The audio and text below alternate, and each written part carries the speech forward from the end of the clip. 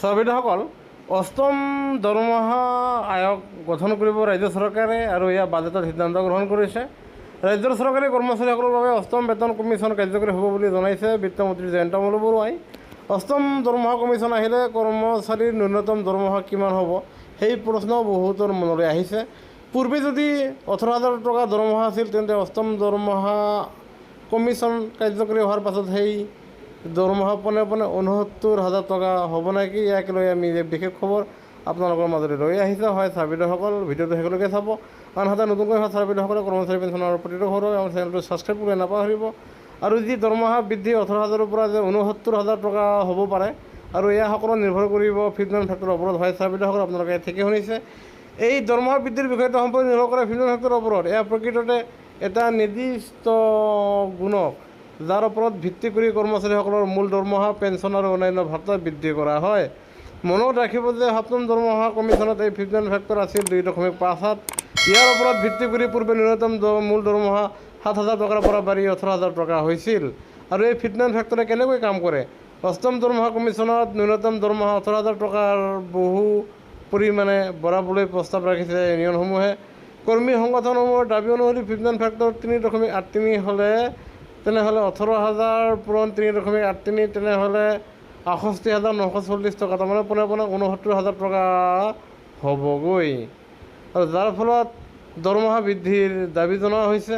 কৰ্মচাৰী সংগঠনসমূহৰ মতে আকাশলংঘী মুদ্ৰাস্ফীতি আৰু নিত্য প্ৰয়োজনীয় সামগ্ৰীৰ দাম হৰাহৰে বৃদ্ধি হোৱাৰ কাৰণে বৰ্তমান দৰমহাৰে জীৱন যাপন কৰাত কঠিন হৈ পৰিছে। ইউনিয়নসমূহে দৰমহা নিৰ্ধাৰণৰ সূত্ৰৰ কেইবাটাও ডাঙৰ পৰিৱৰ্তন দাবী তুলিছে, য'ত কোৱা হৈছে ফেমিলি ইউনিট কাউণ্ট বৃদ্ধি। সপ্তম পে কমিশ্যনত 3জনীয়া পৰিয়াল বুলি বিবেচনা কৰা হৈছিল। এইবাৰ ইউনিয়নসমূহে নিৰ্ভৰশীল পিতৃ মাতৃ আৰু শহুৰ শাহুৱেকক অন্তৰ্ভুক্ত কৰি 5 সদস্যৰ পৰিয়ালৰ ভিত্তিত দৰমহা কাঠামো তৈয়াৰৰ দাবী জনাইছে। আনহাতে দ্বিতীয়তে খাদ্য কেলৰিত খৰচ। ইণ্ডিয়ান কাউন্সিল অফ মেডিকেল ৰিচাৰ্চৰ নতুন গাইডলাইন অনুসৰি দৈনিক 3,490 কেলৰি খাদ্যত খৰচ। আৱাসনত খৰচ 3% পৰা বঢ়াই 7.5%। ইন্ধন আৰু বিদ্যুতৰ খৰচ 20% আৰু শিক্ষা আৰু সামাজিক উৎসৱৰ খৰচ মূৰত ৰাখি এই ন্যূনতম দৰমহাৰ দাবী কৰা হৈছে।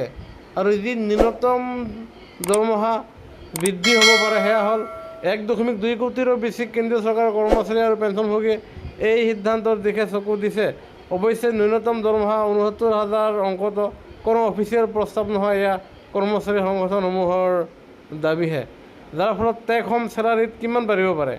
কেন্দ্ৰীয় চৰকাৰৰ কৰ্মচাৰীসকলৰ মতে চৰকাৰে চূড়ান্ত ফিটমেন ফেক্টৰ যিমানেই নকমাওক কিয় তথাপিও কৰ্মচাৰীসকলৰ হাতলৈ আহিব মোটা অংকৰ দৰমহা। কাৰণ মূল দৰমহাৰ সৈতে বাঢ়ি যোৱা ভাত্তা ইচাৰে, আনহাতে দিয়ে, আনহাতে যাতায়াত টিয়েৰ দৰে অন্যান্য সমস্ত উপাদানো বাঢ়ি যাব।